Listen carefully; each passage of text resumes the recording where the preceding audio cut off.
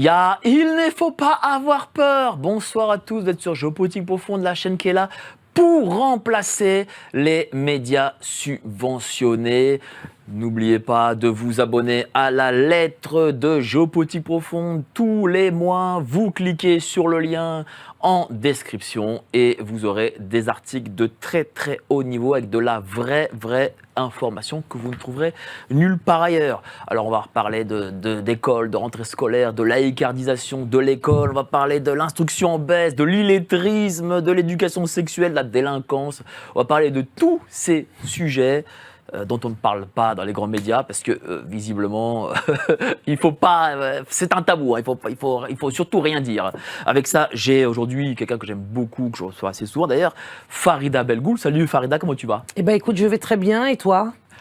Excessivement bien. Eh ben tant mieux. Voilà, on essaie d'être bien. On essaye dans ce monde-là. Oui. L'école, l'école, on voit que l'État s'y attaque. Hein. D'après toi, pourquoi? L'école, c'est la République. C'est ce que Marianne vient de dire, le fameux journal que, personnellement, je ne soutiens pas. J'ai lu récemment, ce matin, un petit papier, le début uniquement, parce que pour aller plus loin, il faut être abonné, ce que je ne suis pas, grâce à Dieu. Eh bien, j'y ai appris que l'école, c'était la République. Mais quand je dis que j'y ai appris, je le sais déjà, puisque effectivement, depuis l'instauration par Jules Ferry de cette école publique qui s'est créée contre l'école de l'Ancien Régime, c'est-à-dire contre l'école catholique, eh bien, nous sommes dans une école qui est le cœur nucléaire de la République et du système de domination dans lequel on se trouve actuellement. Parce que domination, il y a, puisque nous n'avons pas, en effet, la liberté, par exemple, si je prends l'exemple de la famille, nous n'avons pas la liberté finalement d'éduquer nous-mêmes nos enfants. Et de moins en moins. Ça n'a pas toujours été le cas, ça a été un processus. Ce processus va s'aggravant et de plus en plus vite. On retire de plus en plus les enfants aux parents, en même temps qu'on met en place des politiques familiales ou du harcèlement contre les familles pour les conduire à lâcher prise concernant l'éducation des enfants pour que, parallèlement, on les accuse de ne pas être à la hauteur. L'école, c'est la République. Pourquoi? Parce que l'école, c'est la mainmise de l'État sur les enfants, c'est la mainmise sur des esprits qui ne sont pas encore matures, sur des enfants qui n'ont pas de discernement, bien évidemment, puisque par définition, l'enfant ne parle pas, l'enfant ne sait pas, et s'il est détaché de sa famille, il se retrouve en prise avec une idéologie qui n'est pas celle de son milieu familial. Quand je dis qu'il n'est pas celle de son milieu familial, je veux dire par là que c'est forcément celle de l'État. En même temps, parallèlement, en possédant les enfants, on possède les mères, parce qu'on peut les envoyer travailler, être autre chose qu'une maman, qu'une femme. En tout cas qu'une épouse, femme au sens d'épouse, on l'envoie sur le marché du travail. Arrivée sur le marché du travail, elle n'est plus qu'une unité parmi tant d'autres, en rivalité d'ailleurs avec l'homme, puisqu'elle servira aussi à faire baisser les salaires de l'homme.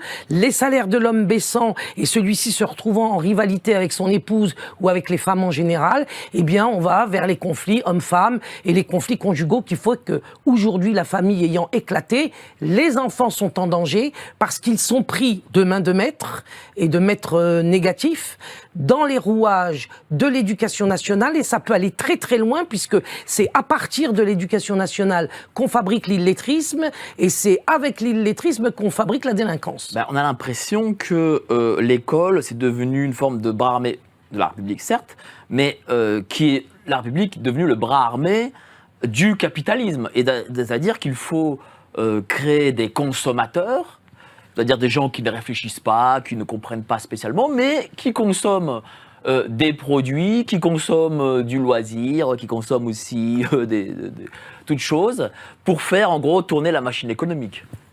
Moi, je pense que l'économie, c'est pas le problème, et c'est pas l'objectif, et c'est pas l'enjeu du système actuel. Ça va plus loin.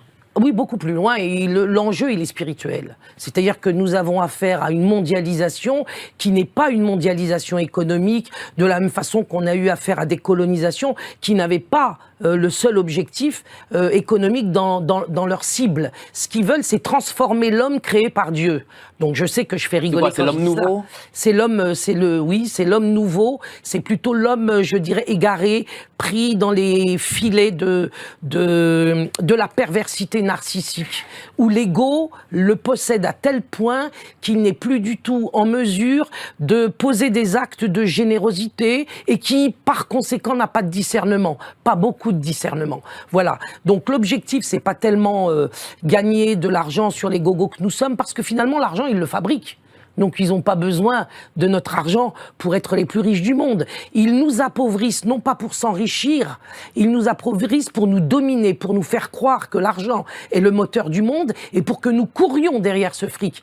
Mais en vérité, si nous considérions les choses sainement et normalement, on devrait courir derrière la restauration de la famille et la protection de nos enfants. C'est-à-dire que l'éducation, dorénavant, c'est l'esclavage.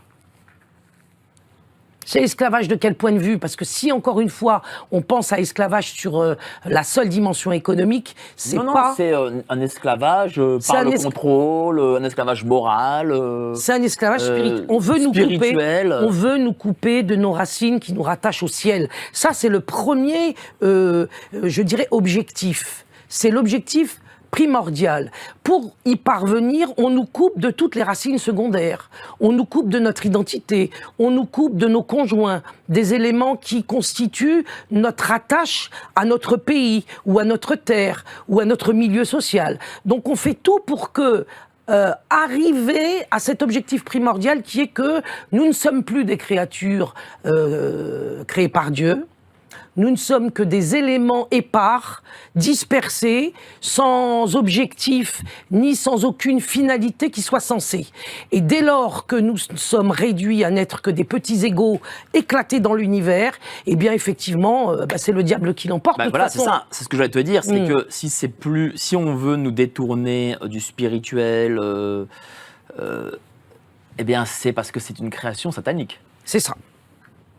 C'est Satan derrière qui, c'est ce qu'on voit qui impose ses vues. C'est qui impose ses vues. Si on prend par exemple aujourd'hui l'immense propagande faite par les LGBT sur le transgenrisme, on voit bien qu'il y a une volonté manifestement inversée à celle de Dieu pour recréer l'homme à une autre image que celle qu'il a décidée lui. C'est-à-dire qu'on nous dit aujourd'hui que nous avons été assignés dans un corps comme si une erreur a été commise à l'origine. Donc Dieu se trompe quand il fait de toi un garçon et quand il fait de moi une fille. Et par conséquent, l'homme, sous le contrôle de celui qu'on connaît, décide de transformer soi-disant un garçon en fille, eh bien, il est supérieur à Dieu. Il serait supérieur à Dieu. Donc on est dans un mensonge qui est phénoménal parce que, premièrement, on ne peut pas changer de sexe véritablement. On n'est que dans les apparences, on n'est que dans la boucherie, on n'est que dans la mutilation, se faire couper les seins, se faire couper le sexe, être trituré dans ses entrailles pour n'être que finalement une espèce de caricature, une parodie du sexe dans lequel on est censé soi-disant entrer après ces interventions chirurgicales et cette camisole chimique qui doit modifier nos apparences. Quand on est dans ce scénario-là, on est vraiment dans un scénario diabolique. Moi, je comprends que des gens puissent souffrir de l'état dans lequel ils se trouvent, que ce soit cet état ou un autre, mais en aucun cas, le mensonge ne peut être un remède. Et le mensonge auquel on a affaire, quand je parle de transgenrisme, c'est celui qui consiste à nous faire croire qu'on peut changer de sexe. D'ailleurs, il faut absolument renier cette expression de changement de sexe, parce que c'est une expression qui est fausse et qui renvoie à un mensonge. C'est quoi comment on devrait appeler ça? Mutilation. Mutilation, on est dans un processus de mutilation des corps pour en arriver à toucher l'être au fond de lui-même. D'ailleurs, beaucoup de ceux qui ont pratiqué ou qui ont été sur la voie du prétendu changement de sexe se retrouvent dans une impasse qui a conduit certains d'entre eux, et qui seront de plus en plus nombreux d'ailleurs, à aller vers le suicide. Parce qu'il n'y a pas d'issue. Il n'y a pas d'issue dans une voie qui est mensongère. On ne peut pas changer de sexe parce qu'on ne peut pas, par exemple, Mike, changer la chaîne chromosomique de laquelle nous sommes tributaires en tant que sexués de cette façon-là. Et puis le cerveau est sexué de sa façon à lui également. Tous nos os également, notre peau, notre voix. Par conséquent, nous allons simplement faire en sorte, par ces apprentis sorciers, que les apparences soient modifiées, mais les apparences ne peuvent pas donner un équilibre à la personne qui s'engage dans ce mensonge. On est dans l'homme qui justement veut être Dieu, qui veut remplacer Dieu. Totalement.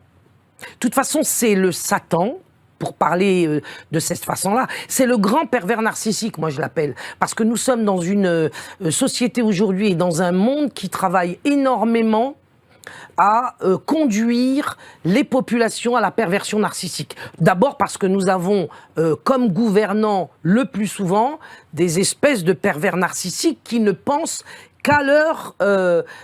qui ne se perçoivent que comme le centre du monde et comme le moteur de l'histoire. Et ça, c'est une idée qui est totalement diabolique, au sens qu'elle est à l'envers, puisque le moteur de l'histoire, évidemment, ce n'est pas l'humanité, puisque l'humanité n'est pas à l'origine d'elle-même. On ne peut pas être créateur de ce sens de l'histoire dès lors que nous ne sommes pas créés nous-mêmes. Par conséquent, il y a Dieu à l'origine de tout. Dieu nous a procuré à diverses reprises des modes d'emploi pour fonctionner dans l'humanité, dans l'univers qu'il a créé. Nous avons craché dessus, nous crachons sur les modes d'emploi divins et nous en arrivons effectivement à considérer qu'on peut sexualiser des enfants à l'école, par exemple. Alors, on a la sexualité des enfants, mais pas que. Pas que. On a la baisse de l'instruction. Alors, c'est fabriqué. L'illettrisme. L'illettrisme est fabriqué depuis 89 officiellement. Comment ça fabriqué?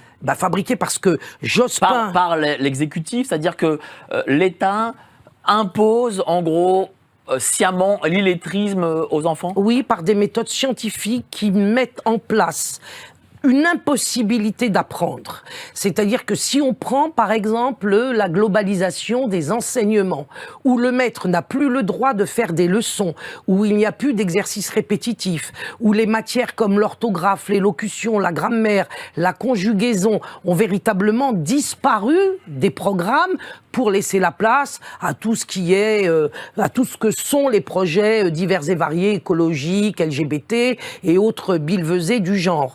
Depuis 89, c'est Lionel Jospin qui en est le signataire.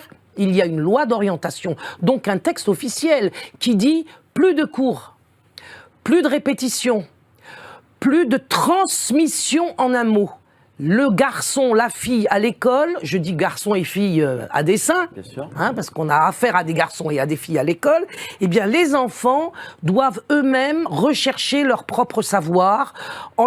Ils sont considérés comme des petits Champollions, des petits chercheurs auxquels on donne des documents en histoire, en géographie, en lettres et en sciences. Et dans ces documents qui sont véritablement destinés à des adultes, parce qu'on les traite selon la norme pédocriminelle, on traite les enfants comme des adultes, eh bien à l'école aussi, en leur distribuant des archives sur lesquelles ils sont censés se pencher pour découvrir leur propre savoir, évidemment, l'exercice est impossible, puisque ce qu'il faut faire, c'est transmettre des connaissances de manière explicite. Explicite, ça veut dire donner des explications, donner des règles, expliquer les règles, les faire apprendre, les mettre en œuvre dans les matières fondamentales de la langue et du calcul. On les noie de surcroît dans une pléthore de matières qui sont plus idéologiques que scientifiques, qui ne servent à rien, auxquelles on ajoute des programmes de distraction LGBT ou de sexualisation. C'est-à-dire qu'on va jusqu'à, en effet, mettre en place des cours où il est question de sexe de manière extrêmement brutale, et alors pour le coup explicite. Dans le domaine de la sexualisation, les cours sont très explicites. Dans le domaine de la langue et du calcul mathématique, par exemple, démerdez-vous les gosses. C'est-à-dire que voilà, on va dire langue et calcul, par exemple, je sais pas moi, pour apprendre la table de 3... On ne l'apprend plus. Ah, bon, on n'apprend plus, on n'apprend plus la table de 3. Alors, sur ce qu'on apprend encore, on va dire... On n'apprend plus, c'est-à-dire que, par exemple, je vais te dire ce qui se passe, on n'apprend plus à compter de la façon dont nous comptions nous à l'école. Moi j'ai 66 ans, donc on nous apprenait très tôt les 4 opérations en même temps, de façon à ce que nous ayons une idée des liens que les nombres ont entre eux. L'addition, la soustraction, la multiplication et la division. Ce qui nous faisait comprendre ce qu'était un nombre. Aujourd'hui, on apprend à compter comme on apprend une chanson. C'est-à-dire qu'on va dire 1, 2, 3, 4, 5, 6, 7, 8, 9, 10, 11. Mais on ne met pas en place dans des cours les liens entre les chiffres. On ne te dira pas facilement en classe que 4, c'est 2 plus 2. Ou c'est 2 fois 2, ou c'est 5 moins 1.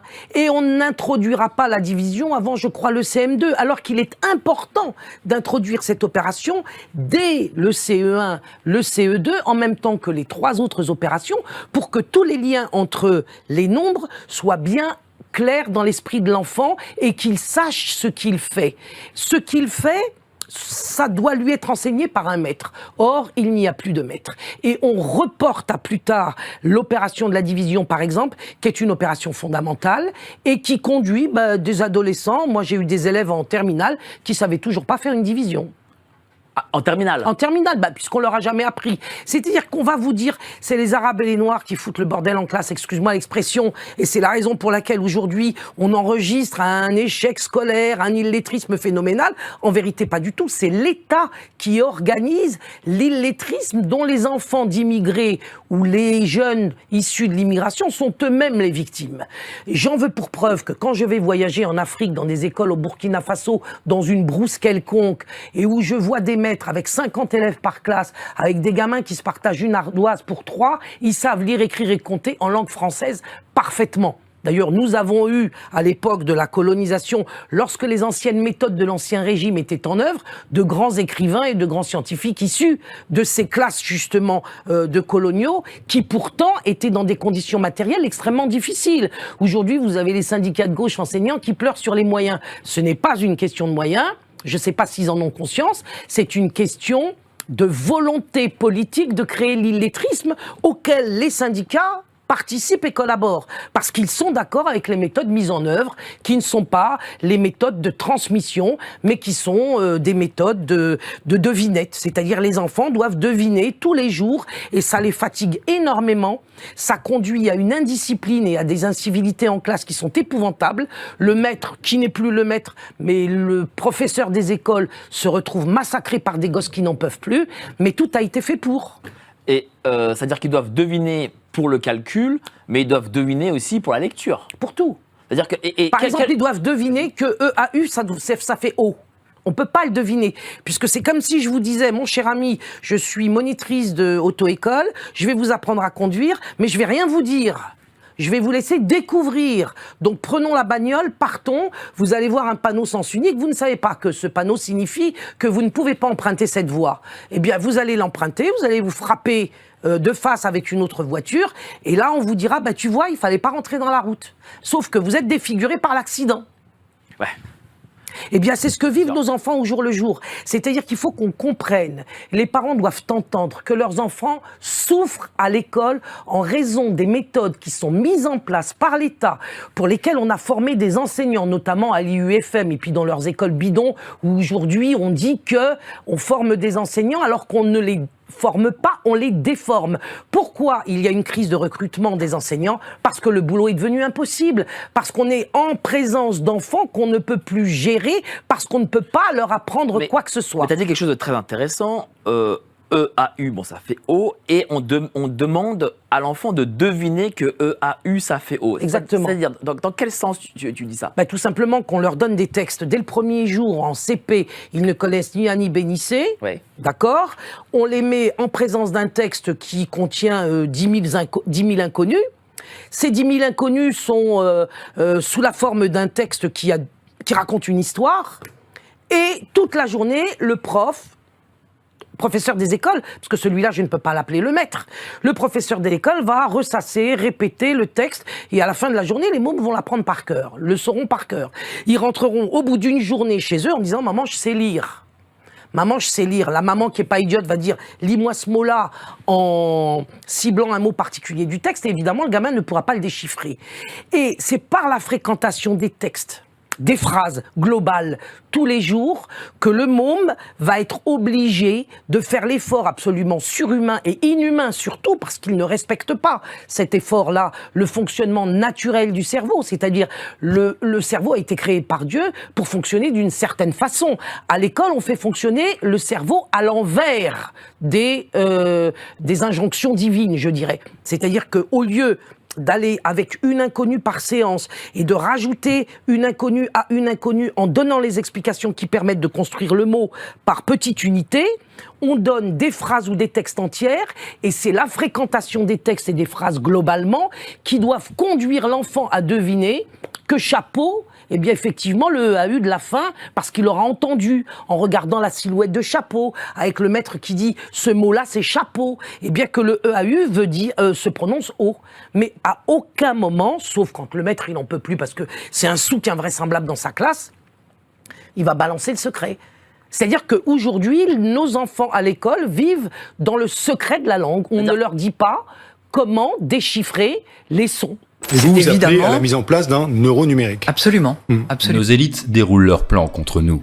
Mais nous aussi on a des plans contre eux. Déjà au travers de nos émissions avec une revue de presse économique pour faire le point avec vous, puis dans notre revue mensuelle avec des analyses financières et des solutions de décentralisation, et surtout dans notre stratégie anti-CBDC. Plus de 3 heures de contenu exclusif et gratuit pour apprendre concrètement à préserver votre épargne.